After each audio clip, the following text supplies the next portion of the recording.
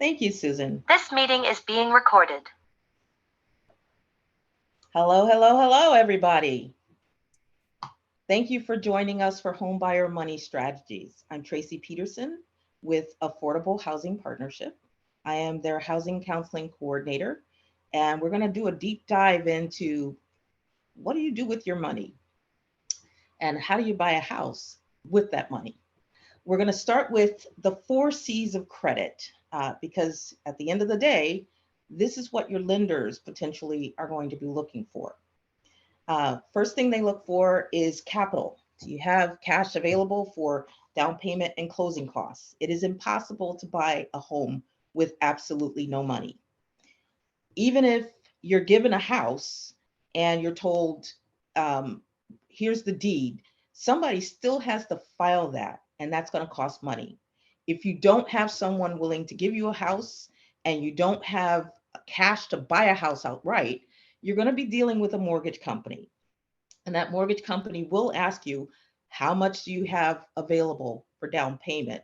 Not only to meet the needs for the mortgage, but down payment to give to your seller of the house, because you'll have to give them an earnest deposit in order to get them to take the house off the market so you can do what you need to do. The lender will also look at your capacity or ability to pay the mortgage. So they'll want to do a deep dive into your income. Your income can be from various sources. It can be from employment that you've had, at least 2 years is minimum that lenders look for. It can be from Social Security or retirement, any kind of benefit income that you get. So you need to make sure that you are keeping those documents available. So if you have income from retirement or pension or Social Security, those award letters that you get, make sure you hold on to those, or make sure you understand how you can get them really easily if you apply for when you apply for a mortgage. Next thing they'll look at is your credit history. Your credit history will tell a lender how much you owe and whether or not you pay your bills on time. That is extremely important, and we'll take a look at that in another slide. The last thing they look at is the collateral. That's the house that you're going to get. If you're buying a car, they look at the value of the vehicle. And like for instance, this funny picture of trying to add value to your home. Next slide, please. So having poor credit could cost you money. You may qualify for a mortgage, but the quality of the mortgage may be that of a predatory loan or subprime loan, meaning you're going to be charged higher fees to borrow that money, higher closing costs. The interest rate may be much higher than you would get if you worked on your credit. Sometimes the terms are not very agreeable. It could lead to a balloon payment, which is where you make all of your payments for the term of the loan, but at the end of the loan, you got this big balance that you still have to pay. Or you could get a loan that has prepayment penalties, which require that if you pay your loan off early, say you win the lottery, you want to pay your loan off early, and they charge you a fee because you're not paying that loan based on the terms of the loan note, meaning you're not going to take 20 or 30 years to pay it off. Sometimes lenders can lend you more than what you need or what you can truly afford. So you have to be your own guide with this to determine, do I want a house and have a life, or do I want the house sucking the life out of me? Trust me, that's what your kids are for. And is your loan adjustable? Meaning, do you have an adjustable rate or rate that's set so that your principal and interest payments stay the same for the life of the loan? So let's talk about credit bureaus. And by the way, if anybody has questions, don't hesitate to go into the chat and let us know. Credit bureaus work like this. You obtain credit from someone, and that information as to how much you borrowed and what you're paying and how you're paying it is reported to the credit bureau. So your lender provides the account history to the credit bureaus. Then the credit bureaus file this information for future inquiries from For anyone who has a right to get a copy of your credit report, meaning they have to have a legitimate business reason to get your credit report. So when they pull your credit report, they can themselves determine whether or not they want to lend to you. And there are 3 credit bureaus that lenders work with: Experian, TransUnion, and Equifax. Your credit report contains identifying information about you, your name, your social security number, your birth date, your work history. Your credit report can contain your payment history, the balances of the accounts that you have, accounts that are open and in use, accounts that are closed. It can contain public records. So if you've ever been sued by someone and they now have a judgment or there's a tax lien against you, that appears in public record and it does show up on your credit report. Inquiries occur when a creditor pulls a copy of your credit report because you have a right to know who's been looking at your credit report. So those inquiries will show up too. It does not contain your bank information, what your rent or your monthly utility payments are, unless you're paying for a service to have those accounts reported to the credit bureau. Nor does it tell them if you're a nice person or not. It's literally just a way for a lender to determine fairly quickly whether or not you're a risk if they lend you money or you're not. Your credit scores are based on a number of things.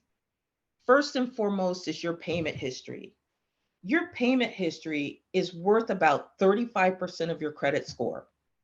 So making your payments on time every month is really going to help you out. How much you owe in relation to how much you can borrow, and this is for your credit card accounts. That's important too, because the lenders will be looking at your credit score will look at how much you owe in relation to how much you can borrow. So say you have a line of credit that's got $1,000 limit to it. The more you owe against that limit, the lower your credit score can be if you don't pay that balance off or reduce that balance below 30% of the limit. It also is impacted by the length of your credit history. So where new credit can hurt you, just letting those accounts age, paying them on time, and keeping the balances low, they create a history. But the length of your credit history is important. So try not to close old accounts that you've had for a long time.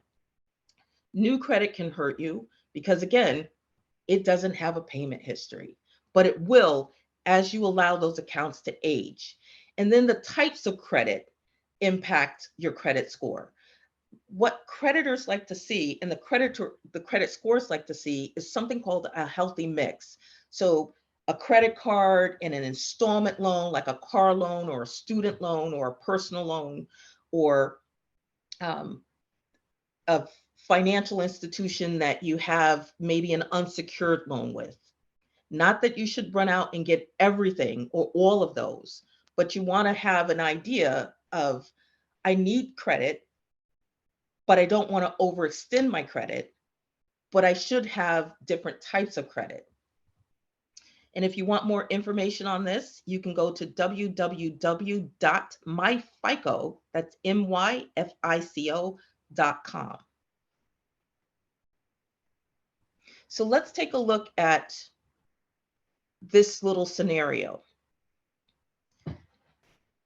This is Linda and her husband. They've been married for 10 years. They've been making on-time payments for 2 car loans and 4 credit cards, and all of the credit cards have low balances. And we're going to focus on Linda's credit score. Linda's credit score in March of 2011 was 780, which is a really, really good credit score. They decided after their marriage deteriorated to get a divorce. In the settlement, John, the husband, takes one of the cars and is responsible for the loan. He also takes 2 of the credit card accounts. Now we get to May of 2011. John, who took one of the car loans and 2 of the credit cards, is struggling. He has used his credit cards near their limit. So he's above 30% of the line of credit that he has. And Linda doesn't realize that her name is still on the card accounts. By the way, if you're getting a divorce, make sure you separate your credit. Talk to your lawyer about that. So in May, Linda loses 80 points because the credit line balances went up to more than 30% of the limit, and the accounts weren't being paid on time. By July, John, who's continuing to struggle and missing payments on both cards, and the cards are very nearly maxed out, Linda loses another 100 points on her credit score. In August, Linda gets a call from her bank to ask about the missed payments. She contacts John and asks him to roll over the balances on both cards to a new card that he opens in his name only, which he does. And that gets the accounts closed, assuming he closed them. Now, paying off the two accounts improves her score. So she sees an 80-point increase to her credit score because now that those balances are no longer owed, she doesn't have that thing where the amount she owes in relation to the amount that she owes in relation to what she has to pay is high.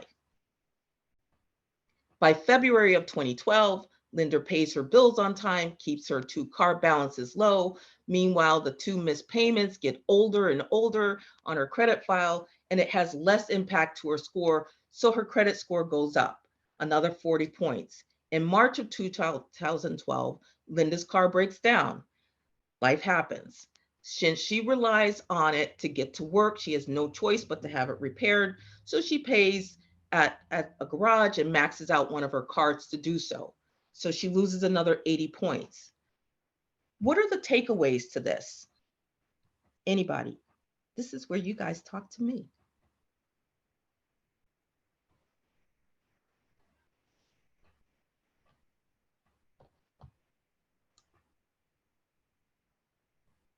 Okay, and I'm watching the tumbleweed go by. One of the takeaways from this is that your credit score can change. Time is always going to be your friend. So even though there was a misstep with the usage of the credit cards, she was able to fix that, fix it by paying down the balances. And in the case of the two cards that John took, the balances were paid off completely. And then the account went to John in his name only. So her credit was not tied to his credit anymore. Next slide, please. So this is me refusing to go out because I paid my rent and I'm getting my money's worth. That's actually me on a Sunday, but I don't look like that. Next slide, please. There are 5 steps to bettering your credit score. One is order your credit report. You need to see what's on it. It's not scary. It's just a natural thing that you need to take care of. And then examine that report once you get it, because things might be wrong on it. And if there's something wrong on it, you can always fix it. Create a plan to find cash to pay your bills. You are always the master of your own universe. And you're always going to be paying somebody for something that you have.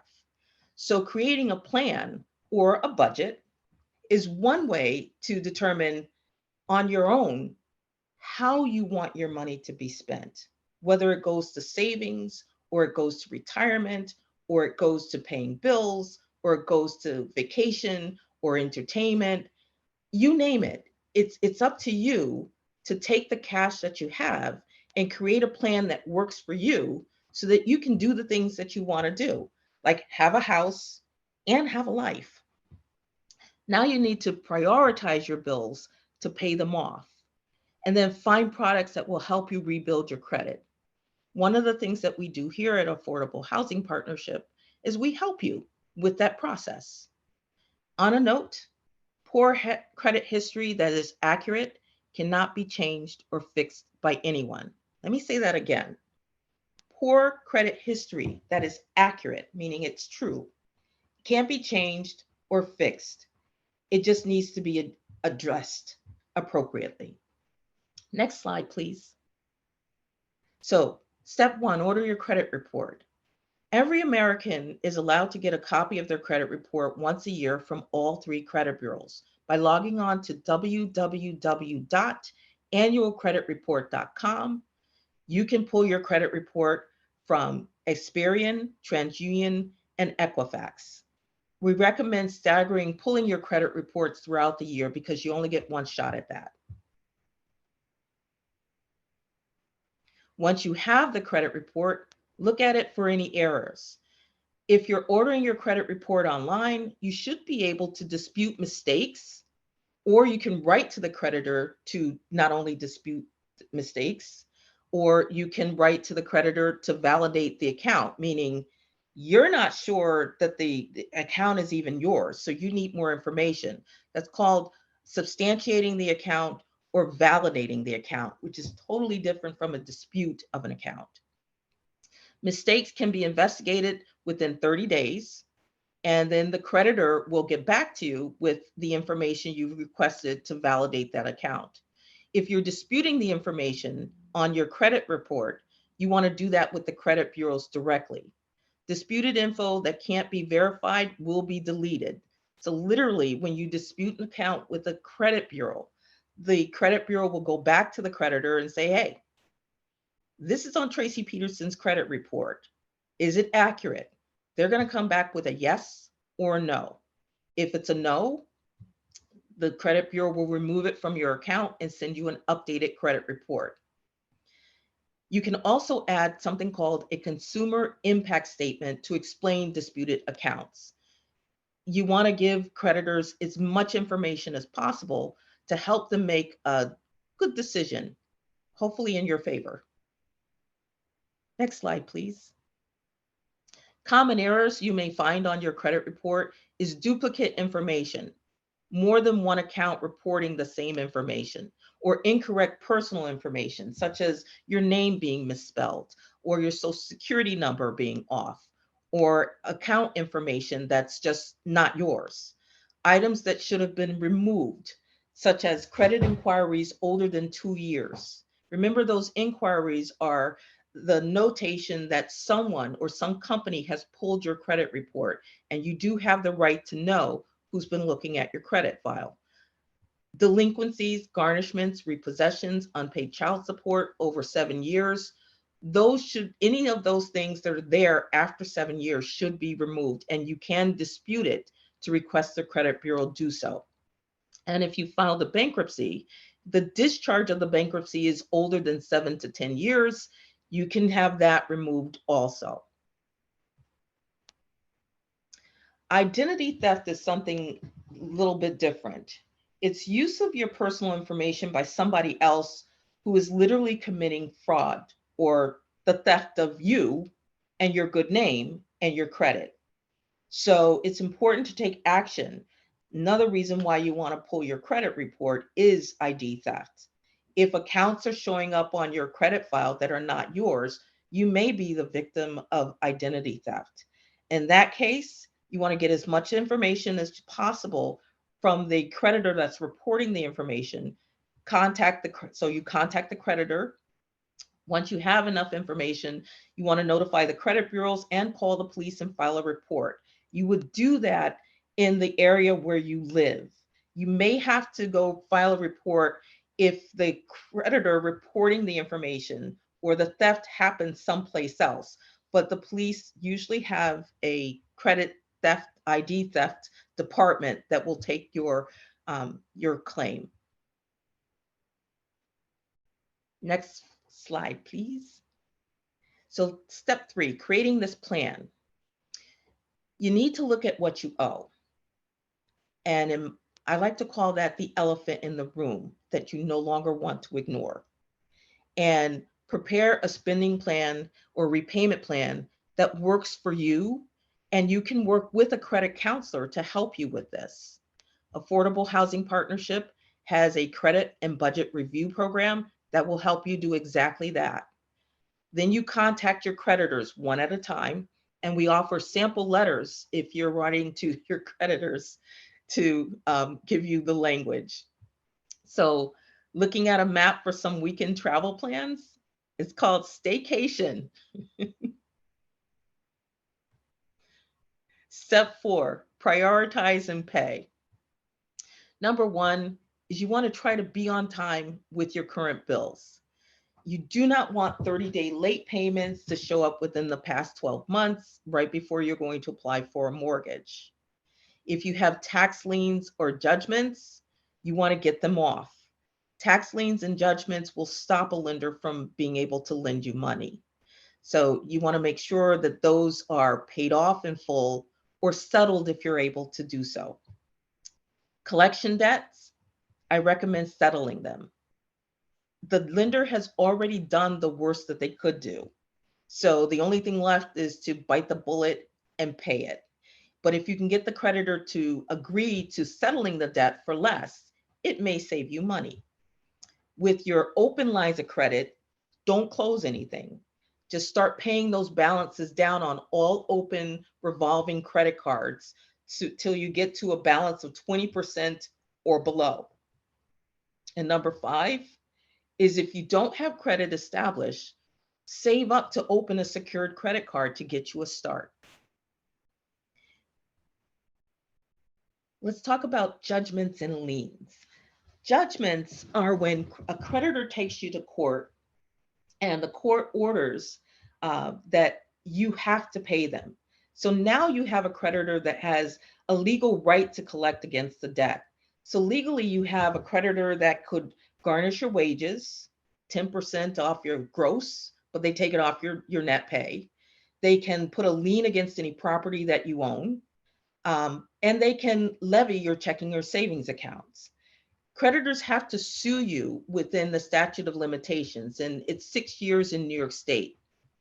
Once you have a judgment, it can accrue interest. So if the judgment was placed, say, 5 years ago, that's 5 years of interest at the rate of 9% that that account will have grown. So it's in your best interest not to delay on judgments or tax liens.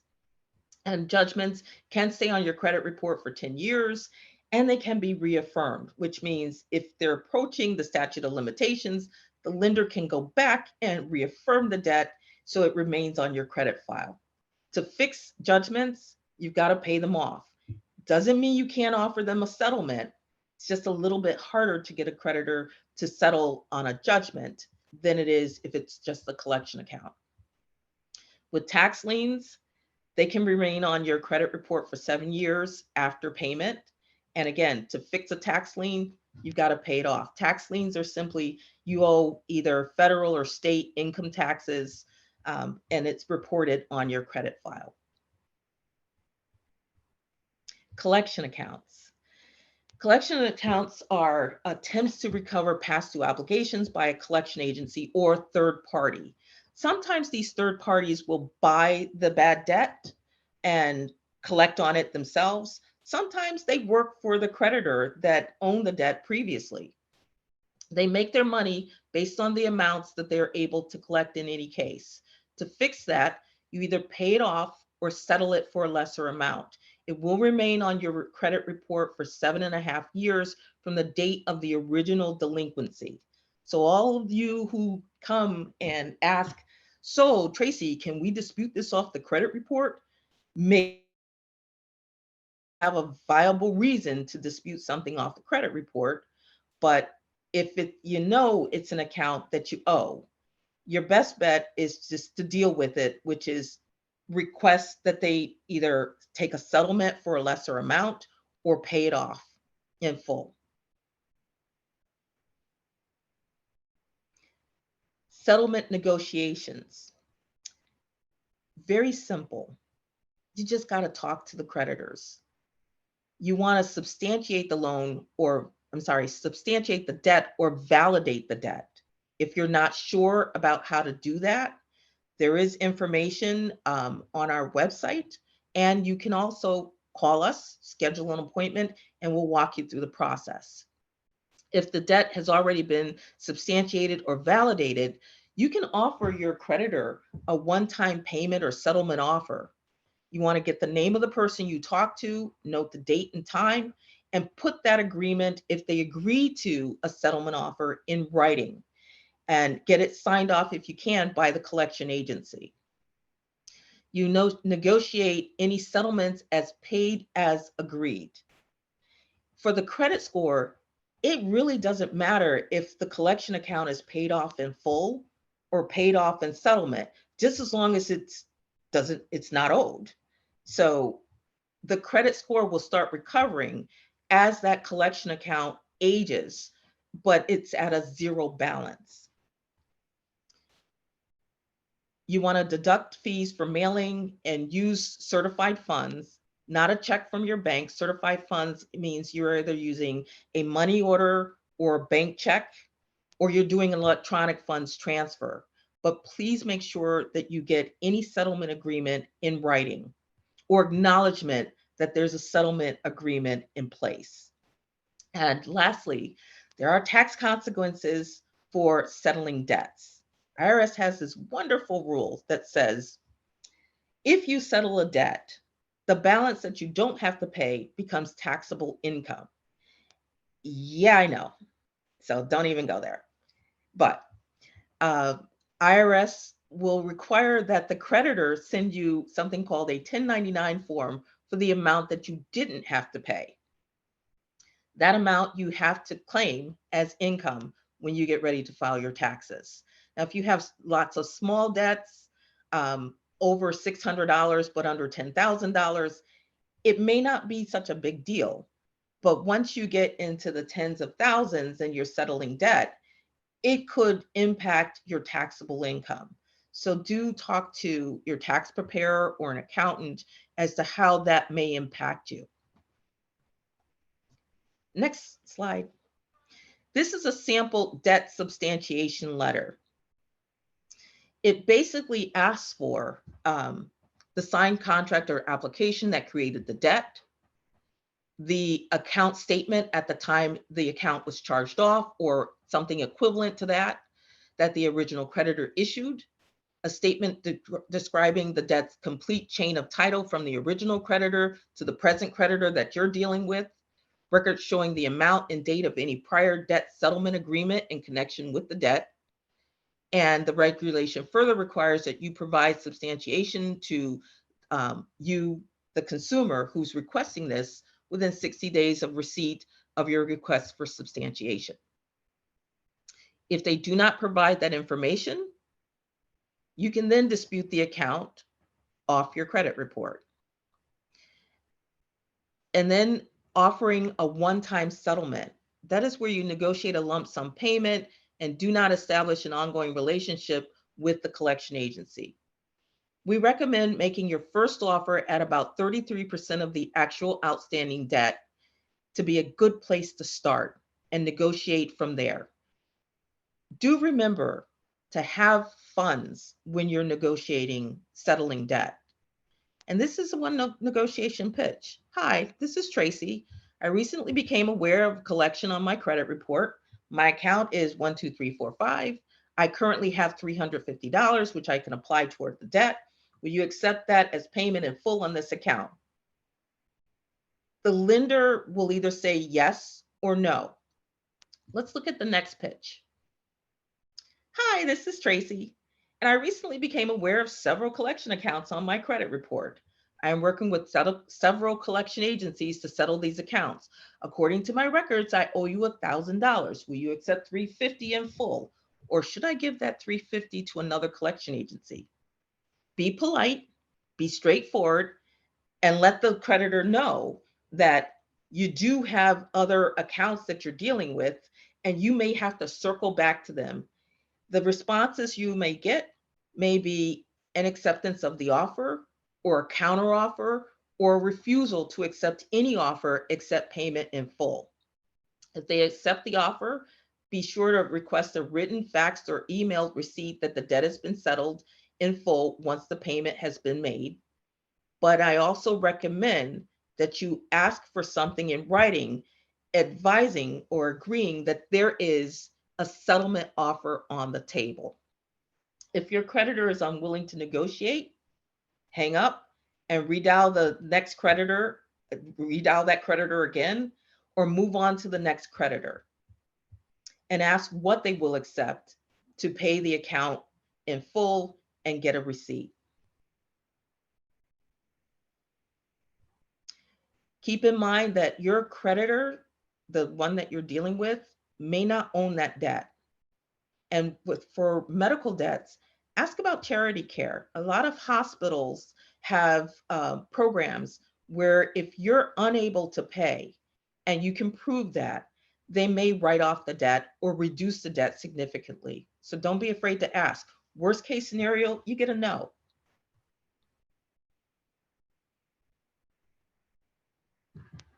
Settlement negotiations again. Talk to your creditors. And we're doing this again. Can we skip this slide? Other debt repayment options are, and I'm going to take this from the bottom up, powerpay.org.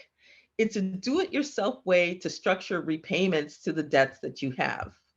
It allows you to pay either the highest balance that you have first, and you trickle down payments to other creditors until everyone is paid off, or you might want to start with the creditor that has the highest interest rate. Debt management plans are where you work with a company such as Consumer Credit Counseling Services of Rochester, who will negotiate payment plans for all of your creditors. You pay them a lump sum plus a small fee, and they disperse those funds out to your creditors. And once all your creditors are paid back, they help you reestablish credit. And then lastly, which should be a last resort option, is bankruptcy. It's a court procedure where you are released from the obligation of paying your debts. Bankruptcy can stay on your credit report for 10 years after the bankruptcy is discharged. And there are two types that an individual can file. One is a Chapter 7, which liquidates all non-exempt assets.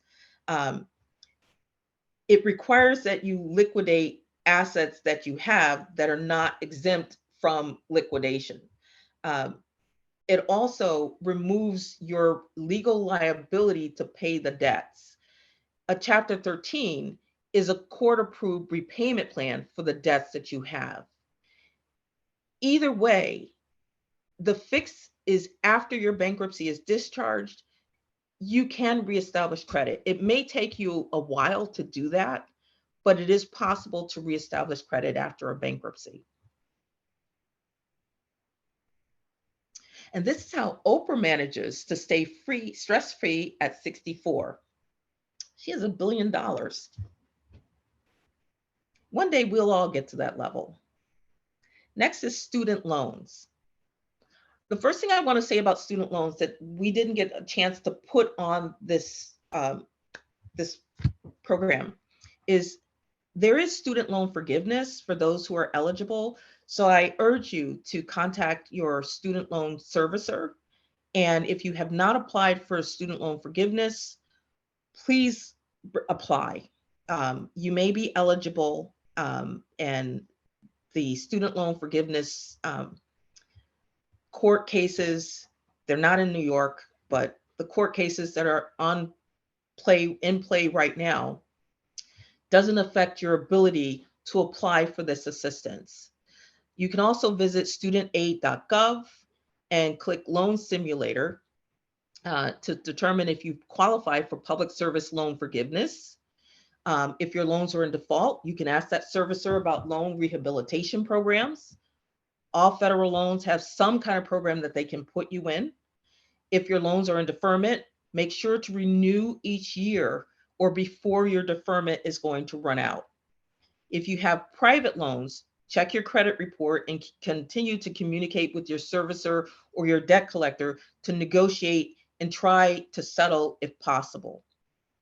And with consolidation, we recommend that you don't combine federal debt with others, as you may lose some of the federal program benefits you're entitled to.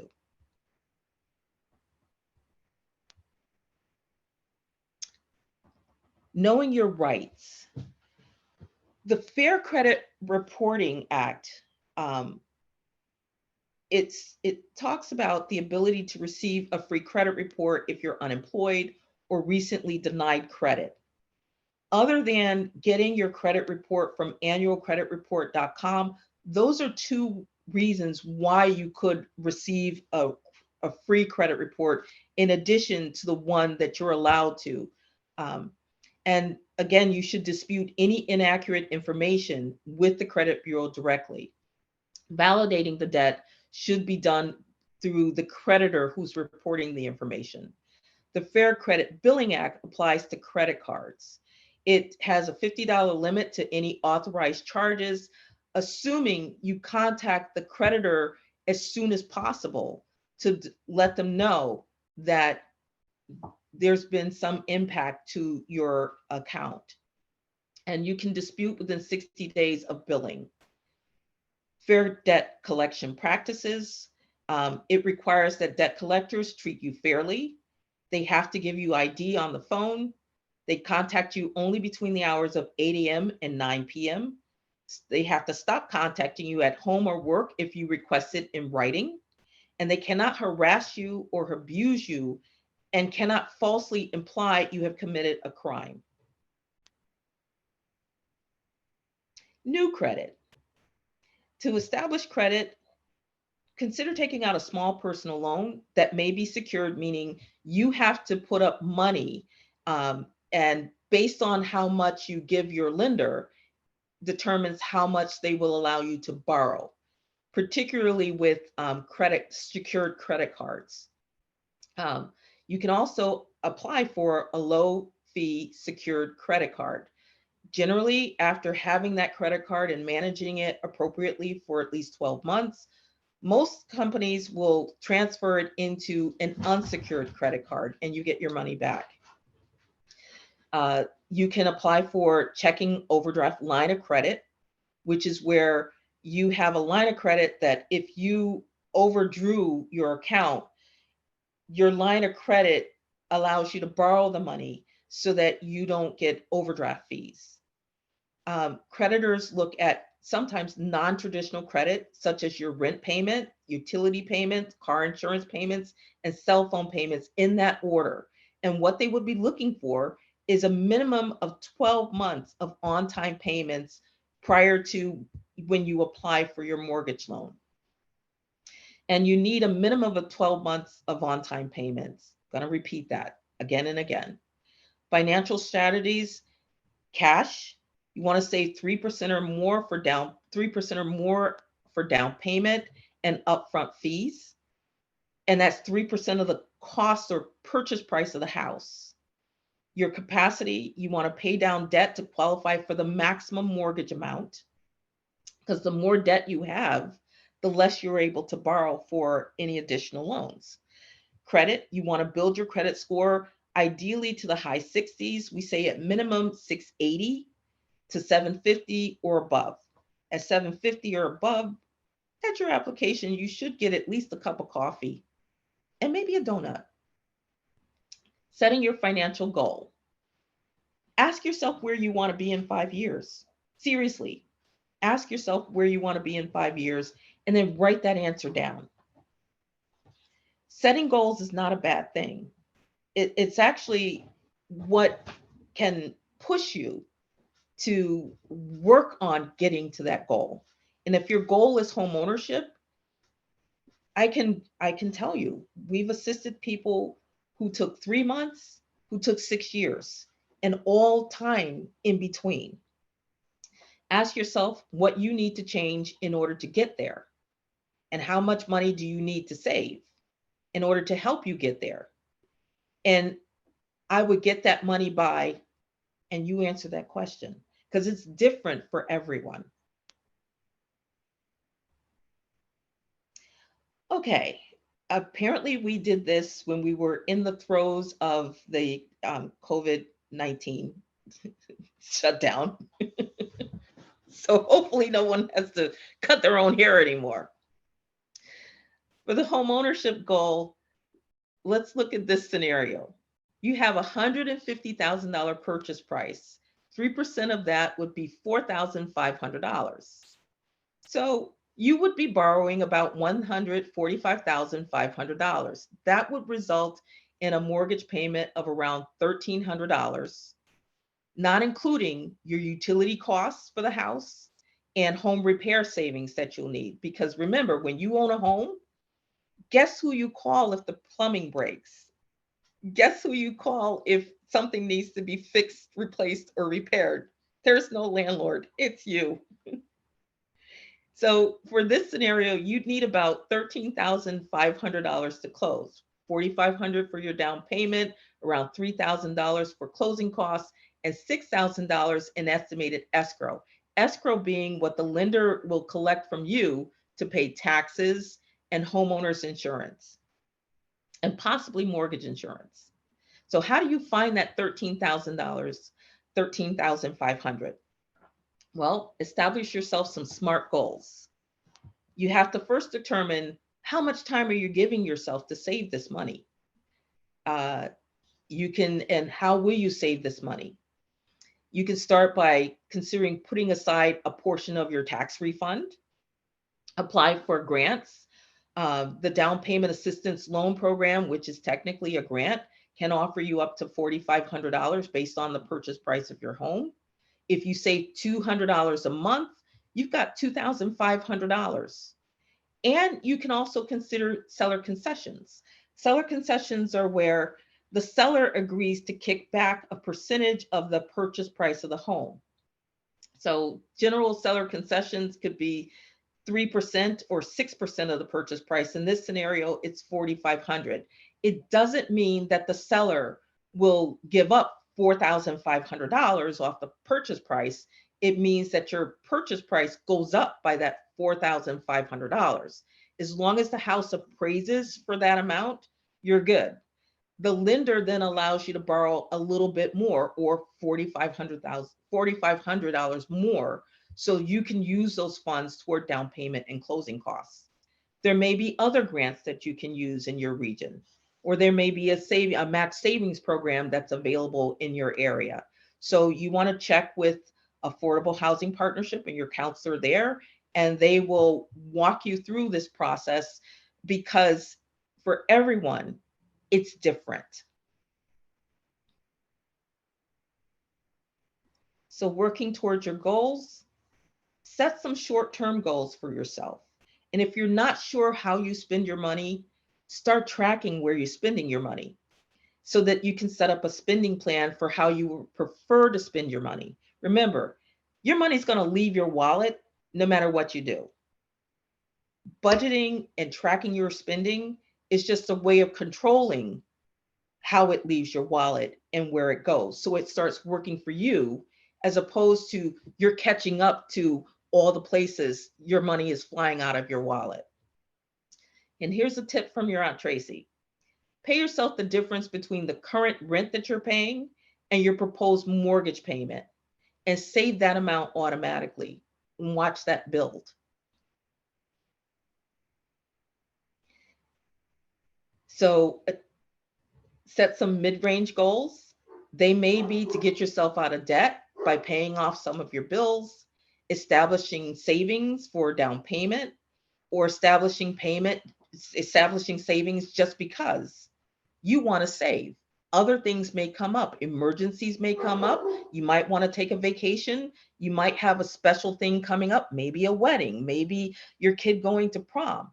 You can plan these things out and still have that life you want and still get the things you want done.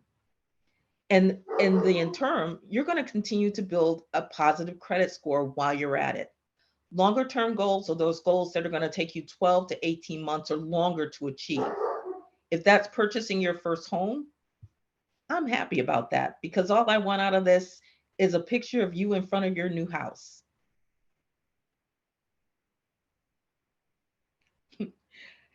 And we heard you were searching for a new home. So your next steps by Affordable Housing Partnership is we're going to email you a list of the available times to speak with a housing advisor and review your credit report. There is a fee. The fee is $25 and it covers the class and the appointment. Good luck to you. You've already taken the first step. Now let's go to questions.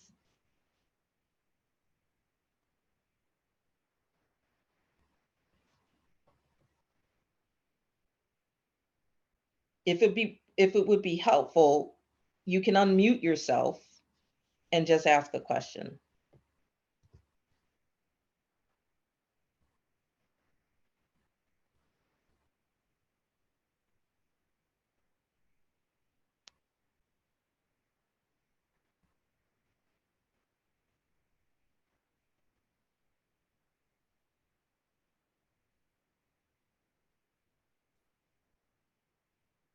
Tracy, that was awesome. You did an awesome job. This is a great crew here that's joined us tonight, but looks like no questions. So That's okay. Again, you're going to meet with a counselor, and if you are shy about asking questions now, that's not a problem. We take each client individually, and we'll answer your questions as best we can so that you can get through this process. Homeownership, we like to think it's for everybody, but you may not want to buy a house. You might want to be a renter for the rest of your life. But managing your money and using some of the things I discussed tonight is going to help you long term, no matter what. And if I'm able to help you, like I said, I will. Because we've been dedicated to this for how long have we been doing this, Susan? yep, quite a few years. Yeah.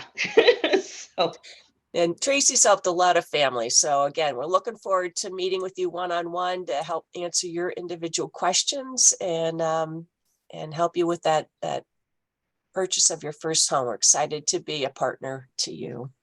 and we truly appreciate your time taking out of your day to attend this seminar. All right. Have a great night, everybody. Thank you so much. Bye now.